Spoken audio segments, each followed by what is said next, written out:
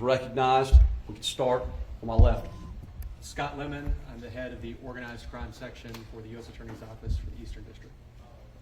Nathan Obrey, I'm the Acting Assistant Special Agent in Charge for North Carolina FBI. Billy West, Cumberland County District Attorney. Kim Braden, Chief of Police, City of Fayetteville. Ennis Wright, Sheriff of Cumberland County. Mitch Colvin, Mayor, City of Fayetteville. Mike Freeman, DEA, Wilmington Resident Office. David Smith, Supervisor of the Fayetteville Resident Agency for the FBI. Mark Oxendine, Resident Agent in Charge, ATF Fayetteville. Caroline Webb, Assistant United States Attorney for the Eastern District. Chad Rhodes, Assistant United States Attorney, Violent Crime Section. Robert Dodson, Violent Crime Chief, U.S. Attorney's Office. Thank you. We are here today to discuss a joint federal, state, and local initiative to combat violent crime and drug trafficking in eastern North Carolina. Efforts have been ongoing here in the Fayetteville area for several months, aimed at identifying, investigating, and prosecuting the most significant drivers of violent crime and drug trafficking in our communities. The state of these relationships and these partnerships is strong. We are here today speaking as one team, with one voice, with one message, that gun violence and the trafficking of dangerous narcotics in this community will not be tolerated. Not here, not in eastern North Carolina, and not in the Fayetteville area. We have said many times that every single person in the United States of America and in North Carolina has a right to live free.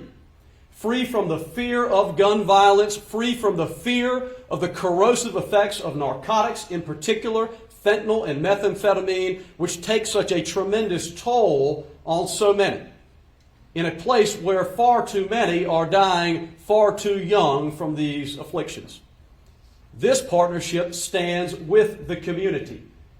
We speak with one voice that we will fight and we will not stop until we make Fayetteville and the greater area as safe as it can possibly be. I want to commend Chief Kim Braden and his team, because none of the cases we'll discuss today could have been possible without them. They are working every single day to make good on the promise that every American should be able to live, work, raise a family, and enjoy the fruits of their labor without fear.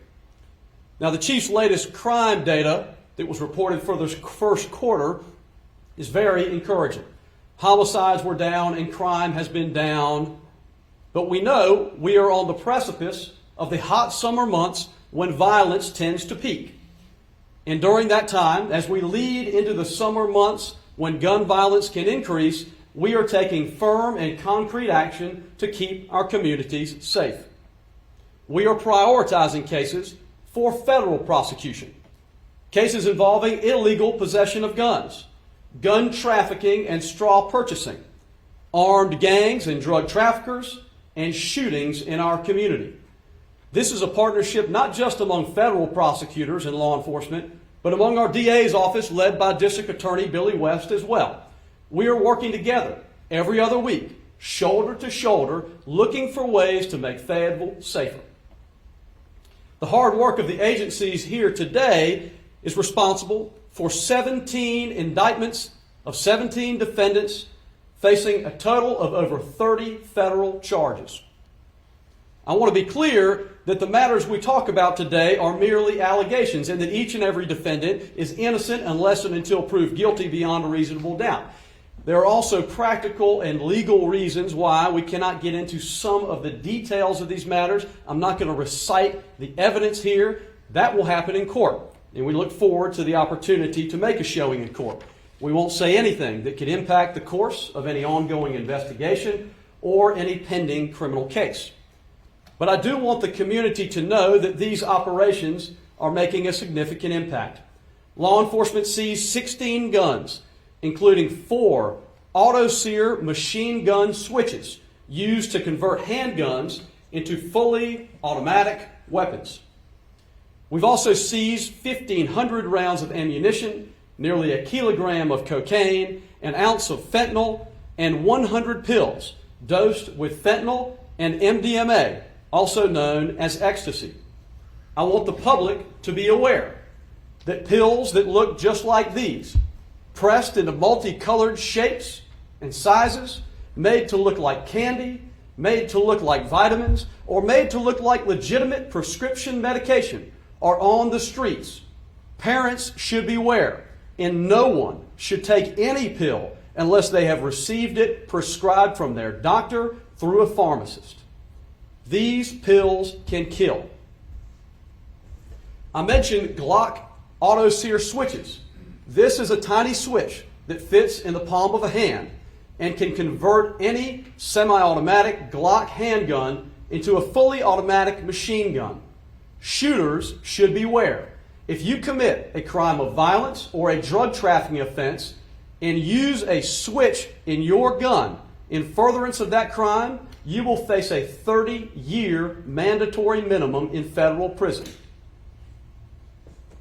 I want to speak some about our efforts to combat violent crime. One of the most important ways to reduce gun violence is to keep guns out of the wrong hands. I know no one who has more zeal for this work or is more dedicated to the cause than Assistant United States Attorney Chad Rhodes. Chad leads our Violent Crime Action Plan, or VCAP, here in the city of Fayetteville, alongside several other law enforcement leaders who are with us today. 8 of the 17 defendants charged today are felons who are alleged to have possessed firearms. That is an offense that can carry up to 15 years in federal prison under the new bipartisan Safer Communities Act. 2 of those defendants are alleged to have been involved in shootings at local hotels. One allegedly opened fire on a housekeeper.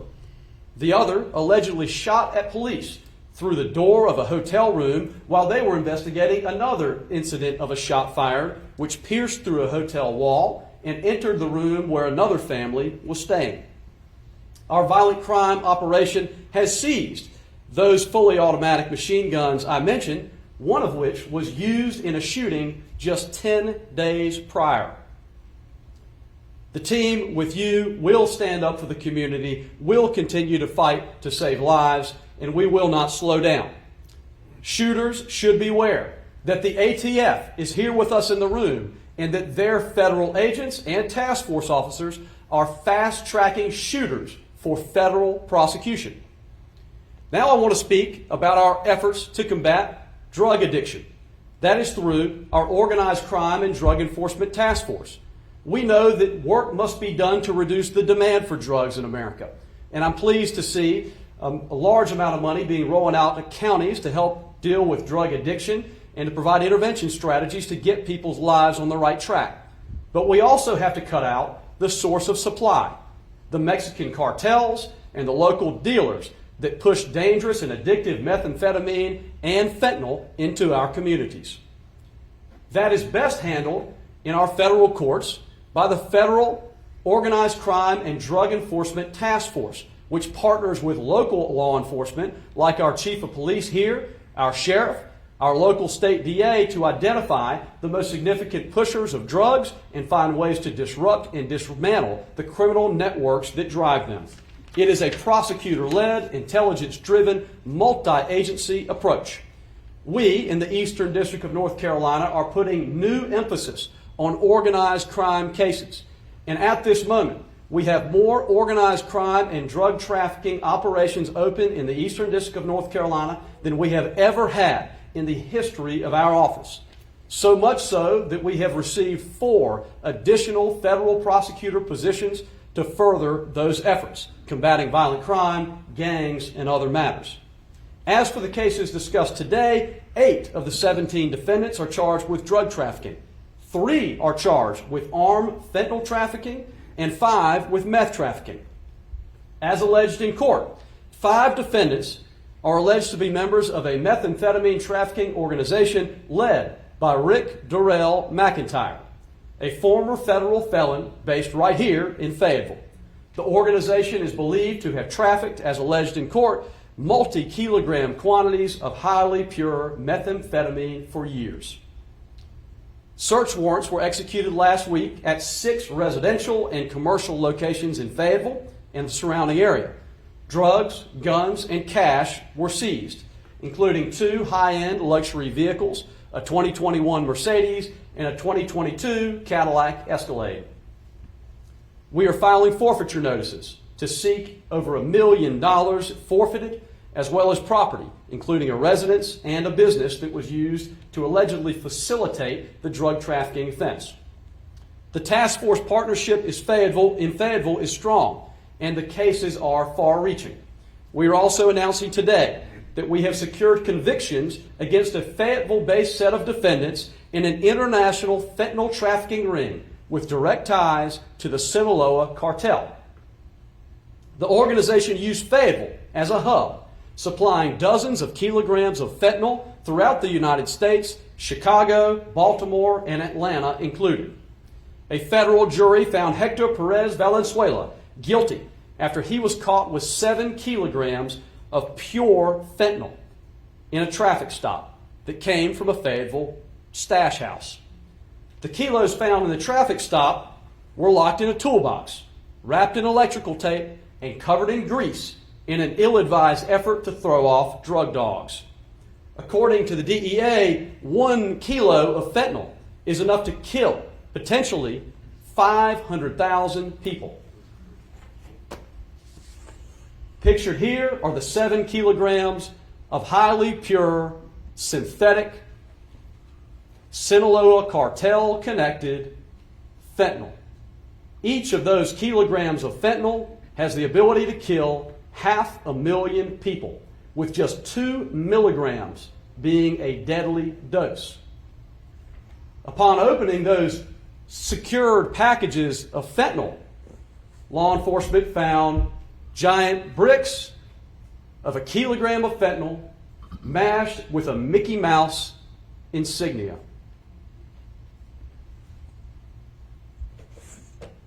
Another photo of that fentanyl with a Mickey Mouse logo sealed in front.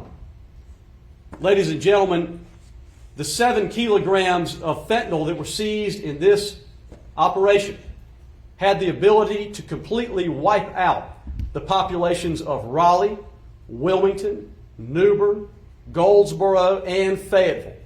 Not once, not twice, but 3 times. I want to close by talking about the consequences of these actions. Mr. Valenzuela, in that case, which has been seen through to conviction, faces up to 40 years in federal prison.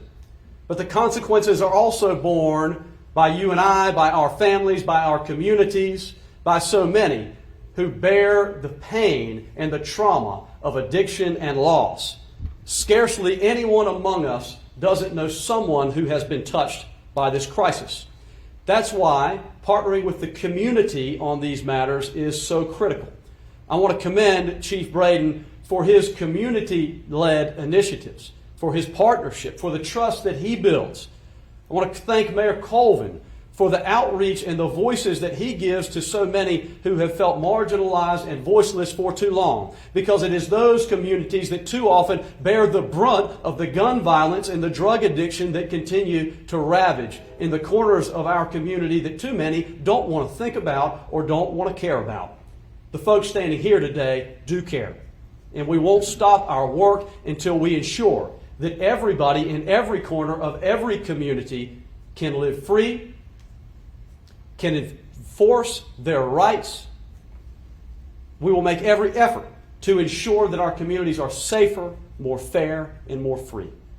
With that, I'd like to invite Chief Braden forward for some remarks.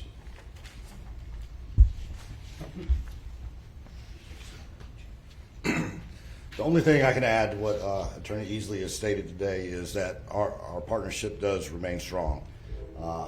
As many of you know, the bulk majority of my career has been spent in operations, conducting investigations such as these.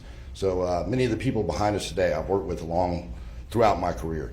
So I just want to reiterate that our partnership with our federal agencies and the U.S. Attorney's Office remains strong in order to keep the Fayetteville community safe and secure. Thank you. Thank you, Chief. I have to mention the federal agencies that were involved today, to include the FBI. And I want to give our representative from FBI an opportunity to speak. But I also have to acknowledge the leadership of our district attorney, Billy West. He is a critical partner in this initiative. There is no daylight between state and federal prosecutors in eastern North Carolina. We are in constant contact, looking for opportunities as to which agency can provide the more certain or more appropriate outcome in a given case. So District Attorney West, if you would you come forward? Thank you. Good afternoon.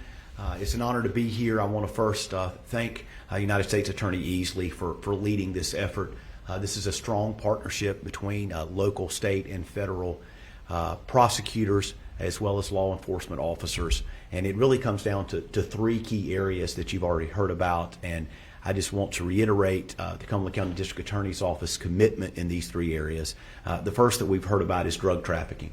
We have many resources here in our court system and in our community for those that are drug addicted, and we want to continue to encourage those to use those resources. However, if you are a drug trafficker in our community, we are going to aggressively pursue prosecuting you, charging you for that drug trafficking. We've heard the dangers of all these drugs, but particularly the dangers of fentanyl, and we're seeing that in our community. And we have all known people that have lost their life to fentanyl and fentanyl-related drugs. The second is the illegal weapons, and that we're going to continue to enforce laws dealing with illegal weapons, seize illegal weapons.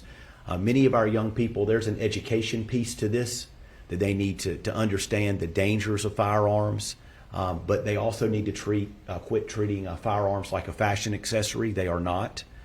In many cases, they are illegal, and certainly for people that do not have a legal right to carry them, they absolutely should not have them. So we'll continue to enforce those laws. And then the violence in our community. While the numbers are decreasing, and I applaud Chief Braden, the sheriff, and everyone for their work on that, we've had way too much gun violence in our community, senseless murders, senseless shootings that are taking lives, maiming people for life, and that sort of thing. And we'll continue to aggressively prosecute those cases in whatever jurisdiction is most appropriate, whether it be state jurisdiction at the courthouse or whether it be at the federal courthouse with U.S. Attorney Easley. So again, I would applaud the U.S. Attorney's Office for leading this effort, and we'll continue to be committed to it. Thank you, sir. I want to give an opportunity to recognize the Federal Bureau of Investigations. They work in so many ways, seen and unseen, to keep our communities safe. No agency that I have worked with appears to bring such a wide array of expertise to cases. The FBI's mandate is so broad and their expertise is so unique that they become critical players on cases like these. They have CPAs, they have lawyers, they have former federal agents in other capacities, former military, former local police officers who become Federal Bureau of Investigation agents. And that breadth of expertise can be incredibly valuable. ATF's value contributed to how we identify these firearms and trace them to the shooters that are involved. And of course, DEA for their ability to identify criminal networks connected to international cartels and push up market to identify the networks that are driving these offenses. But I'd like to invite our FBI Assistant Special Agent Nate Obrey forward. He is an Assistant Special Agent in charge, sitting in Charlotte, North Carolina, but covering all of North Carolina. Our local resident agent in charge is David Smith, who partners with Assistant United States Attorney Caroline Webb on a daily basis to identify cases to prioritize for federal prosecution. Nate, if you could come forward. Thank you. Thank you, sir. The FBI greatly appreciates the opportunity to be a part of these task force. All of these individuals up here before you have dedicated substantial resources to get the results that we've discussed here today. These investigations are long, they're methodical, they're well thought out, but leveraging the resources of everybody here has this kind of result to impact and help our communities. We cannot do this alone. Our work is not done. We need the members of the community to speak up, have the courage to call us, let us know. If you see this activity going on, we want to know about it so we can do something about it. Please call 1-800-CALL-FBI so we can come out and help. Thank you. Thank you. We can try to take a few questions. As I mentioned, because many of these are pending matters, we are very constrained in what we can say to what is already in the public record or otherwise presented in court. As I've mentioned, anyone who has not been convicted of any offense is innocent until proven guilty. So we are cautious to share what information we can and nothing more. Yes, sir. You had mentioned Rick McIntyre. Was the sheriff involved with one of his properties? I happen to know him individual. I know him. He had a business that appeared to be a real business. Would that be one of them that the sheriff's office was involved in investigating, because it's in the county, outside of the city limits, but in the county? Yeah, it's so true that you have to partner with folks who are here in the city and in the county to get anything done. We find that criminal networks in any capacity tend to not see boundaries in terms of cities and counties. And as it relates to things that may be outside of the city, it's common for our chief to reach out to our sheriff and to have that partnership sort of going live back and forth with good, sound communication and teamwork. And so, as you've identified, there were some properties where search warrants were executed and where the United States will be seeking forfeiture of properties, assets, cash, to the extent that anything was used in furtherance of a drug trafficking operation. We are entitled and we will seek to recover those funds, not just to ensure that we combat crime, but to ensure that crime doesn't pay. Mr. Easley, you mentioned, excuse me, this is a year-long investigation. You stepped up during the past 2 months. You have 17 individuals who've been arrested and charged. Are they connected in any way? And also, is this just the tip of the iceberg? 17 really doesn't seem like a large number, but I know investigation like this takes some time to get enough evidence in order to get a conviction. Right, so we have two streams here. One is our Violent Crime Action Plan, or our VCAP, and that focuses on our effort to get guns out of the wrong hands and focus on felons who are dangerous in possession of firearms. That VCAP initiative is led by Assistant United States Attorney Chad Rhodes, and the last 2 months have resulted in a number of VCAP indictments and arrests, but that's been an ongoing effort working with the Fayetteville Police Department and the others here in the room, where every other week we're moving forward with cases. So over the course of the last year, we've indicted far more than just 17 cases in the context of that VCAP initiative. But that is a number of these. I think it was 8 of the 17 were felons in possession of firearms. And that is an ongoing effort. And you'll continue to see waves of cases being brought federally when appropriate. Some will be with the state DA for priority prosecution. For example, when you have a habitual felon, our district attorney can get sometimes a heavier and more substantial or more appropriate sentence in state court. And so that's an ongoing partnership. We're just announcing this wave of indictments as we lead into summer to really ensure that the public knows we're standing up for them, we're taking the gun violence issue seriously, and to send a message to those who would consider over the course of this summer picking up or carrying a gun. They should know that this partnership is live and that they will face the same consequences and outcome that these individuals have. So those are largely VCAP cases being individual cases. And just one follow-up. Yes, sir. The perpetrators are getting younger and younger. How do you deal with that? It is a big concern and one that we are sharing and focused on nationwide. As you know, there is a mechanism to prosecute juveniles in the state system where those who engage in incredibly dangerous adult activity will be bonded over as adults and prosecuted as adults when appropriate and as the statute allows. Those are very difficult judgment calls because quite often you have very senior members of gangs and organized crime networks who know that they have a prior felony. And so they use these young kids as holsters, folks to carry their guns. And when a kid is carrying a gun and is going through all that youth involves, very foolish decisions can be made to use that gun over very trivial instances. And that is something that law enforcement is really working on solutions for. One thing that we're doing here in Fayetteville, which was an innovation of Chief Gina Hawkins, is creating videos and modules and trainings to go into the local school district and have these conversations and educate these kids on the outcomes, the consequences, the decision making, and the refusal skills necessary to decline involvement in criminal activity. It is a really serious concern. It's one I met on this week with the team to look for other ideas on how we can engage with youth. But it ultimately is going to come down to our community to speak up when they know that a young person is sliding down a difficult or dangerous path. We've got to have resources to deal with those issues that don't involve them walking away in handcuffs if we can get ahead of violence before it happens. It's a very serious concern and among our top priorities and focus areas as we lead into this year. I got two questions with the drug part of it. Yes, sir. So you knock off the one drug person, obviously they're not doing it by themselves. How are you going about getting the second and the third that's going to step in and take over? And then secondly, with the fentanyl part of it, are you doing anything for those that have overdosed and making sure that they're being addressed as far as that's the person who sold my child the drugs, we need to arrest them?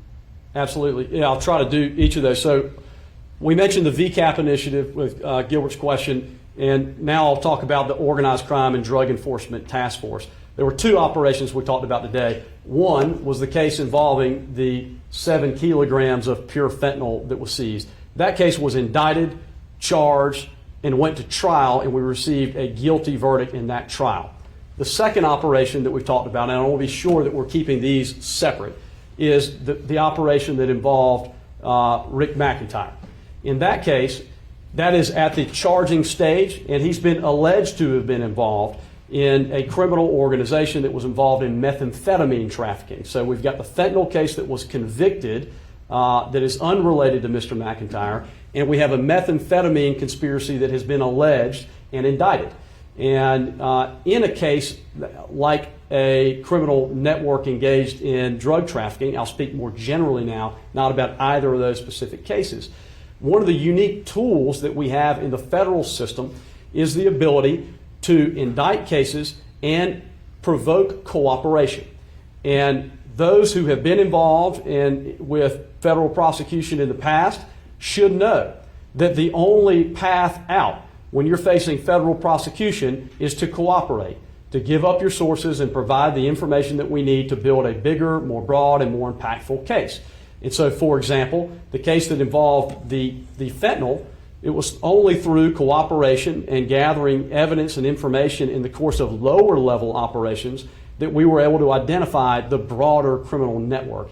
And so the hope is that by focusing our efforts on the most significant movers in our area, that we can then roll that information higher into criminal organizations and eventually all the way back through the help of the Drug Enforcement Administration who's with us today, back to the cartel sources of supply that are bringing fentanyl into the United States. And we want a large and clear message to be shown that we do not want fentanyl in eastern North Carolina.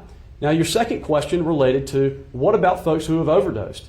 Well, we can't just focus on prosecuting large criminal networks that act from far out of North Carolina when it's quite often the local dealers who were lacing this fentanyl into their drug supply in ways that drug users can't predict. Every young person needs to know this is not 2008. You cannot dabble with drugs in 2023. Fentanyl is laced into everything we're seeing. The risk is tremendous. You are rolling the dice with your life. And as to the dealers who were lacing fentanyl into their supply to make it more addictive so they can make more money, we will prosecute you for death by distribution, and you will face serious sentences in federal prison. Hi, this might be a question for Mayor Colvin. Can you speak to the environmental factors that make Fayetteville uniquely vulnerable to drug trafficking and gun possession to this extent? Absolutely. And would you like to come forward? This is an area I'm very passionate about. I would say that we as a society have got to accept that there is a whole lot of history and there is a whole lot of societal issues involving disparities in housing, in healthcare, in education, in opportunity, in jobs that lead people to a place where they can be victimized and where they don't feel that they can raise their voice and raise their hand and call out to law enforcement to come and help them.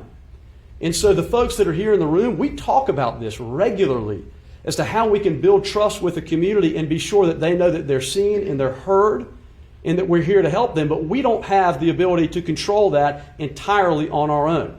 And so it is my hope that some of the money that's rolling out from the big opioid settlements goes into these communities and meets people where they are and delivers resources to help break cycles of addiction and trauma that lead to this kind of conduct and these kinds of outcomes. It's incredibly important. I know it's something that the mayor, the district attorney, and the chief care a lot about. Would you?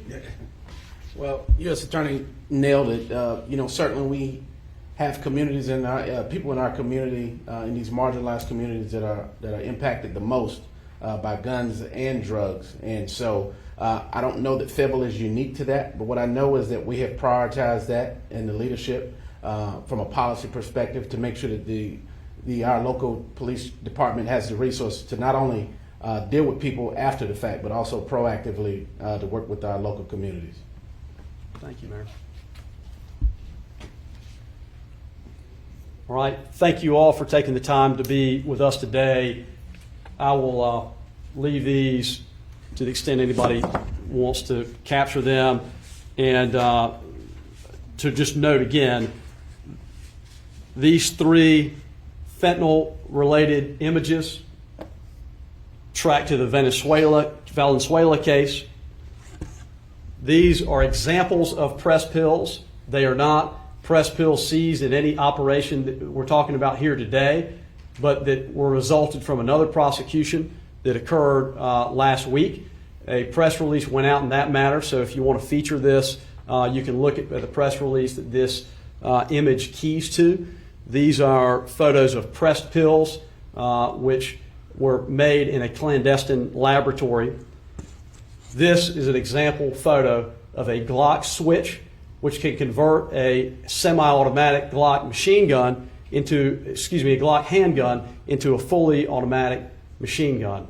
We're very concerned about these. They continue to turn up in cases, including the cases that we've talked about here today. We are prioritizing those for federal prosecution, and those who spray bullets indiscriminately with fully automatic machine guns in furtherance of their violence or their drug trafficking will be met with stern consequences. Any significance to the Mickey Mouse ears on the drugs? We find that often those who are trafficking drugs will use commonly known or recognized insignias, and they'll purchase those insignias in what are like large dies that they will press into their products. And just the way that companies want to brand their products, drug traffickers want to brand their products too, so that somebody can say, oh, well, I got that Gucci fentanyl and it was perfect last time, send me more of that. And so they will press well-known logos into their products. And we have had cases where certain pills will be pressed with an M30 insignia and they look exactly like a legitimate prescription medication. And as well as Xanax, pills that are pressed to look exactly like Xanax, indistinguishable. And so when a kid at a party is having a beer and decides that somebody's going to offer them a Xanax and they'll have a bite, that can be the end of their lives. And we have to stress, do not take any pill that you have not gotten legitimately subscribed from a pharmacy. Thank you.